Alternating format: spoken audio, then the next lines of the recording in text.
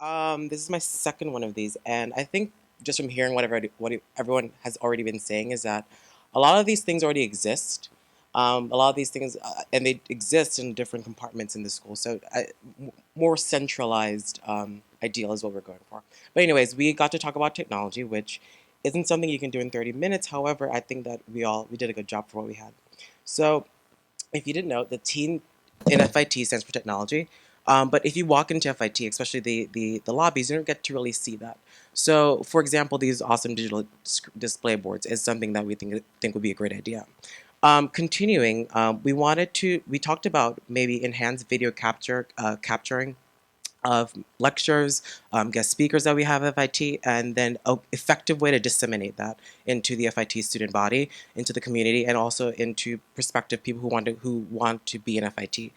So, for example, Kelly's virtual introduction to what we're doing today is a great example of what we could be doing. So, if there's a way that we can have all this information, maybe a great lecturer came to FIT, a great speaker came to FIT, that we can have this information online somewhere where someone can find it.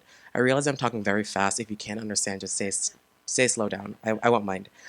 Um, the next thing, we definitely realize that we need to make sure that the quality of these videos meet the end means. So if it's a lecture that a student can see, then it doesn't have to be an HD quality video. But if it's something that we want people to see outside of FIT, we want to definitely represent what we are all about. And I think quality is something that we do. So they have to be like HD videos. So just putting that out there. Um, the next thing that we talked about was we wanted to make sure that we have an internal administrator to work with the technology staff, the CIO, to ensure that the technologies that we have in FIT are what are being used in industry, to just kind of like an auditor, just to make sure that what's going on here is that the students can take that and apply it to industry. Next thing that we talked about was we wanted to make sure that in everything that we're doing, not just technology, but in everything that we're doing, if we're closing a door or if we're starting something new, making sure that the old processes are closed. So if we're starting to, the example that was given was if we have policies about purchasing technology, we need to make sure that we're not, there isn't a policy, but there's also a way for that policy not to be followed. So raise your hands if this is true. Who here has a printer on their desk? Raise your hands. There you go. And I bet you that there's probably 10 different types of printers that you have on your desk. However, if FIT says that we want one type of printer that we use in FIT, that way we're ordering the same printer, we're ordering the same kind of paper, we're ordering the same ink. And that way one department is doing this, thereby making sure that Student Life isn't ordering a printer, uh, Vidable isn't ordering a printer, and then all these people are doing these different things. That adds the amount that we're paying for shipping, the amount that we're paying for printers, and also the amount we're paying for ink. So if we have one centralized process to make that happen, then everything is done in one way. Everyone can share what they're doing, and then in the end, we're reducing our carbon footprint, but also we are making sure that we're just very inclusive of what we're doing. And then just making sure that if we implement something like this, that the previous process of people being allowed to purchase printers that aren't what we want to use, that process is closed. I don't know how to do that, but I'm not the expert.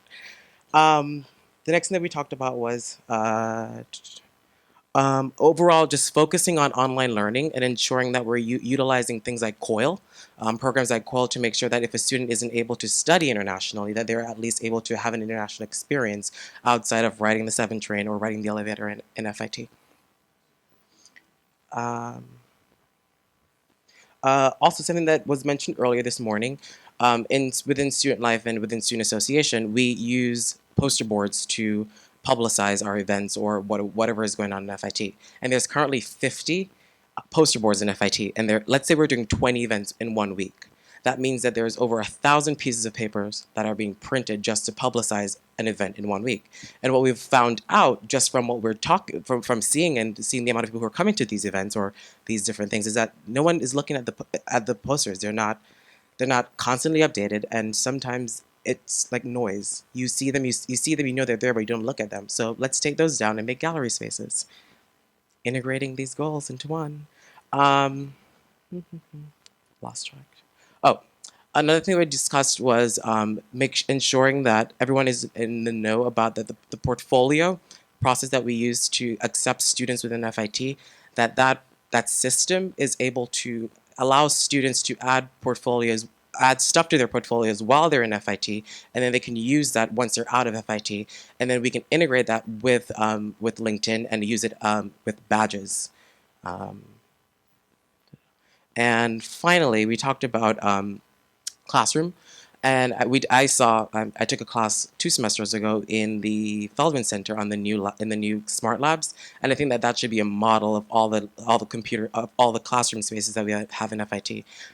They're great, they're streamlined, and they're kind of cool. So I think that it enhances the learning experience that we have in FIT. So I think that's all we reported out that we have. Did I miss anything? No? Perfect.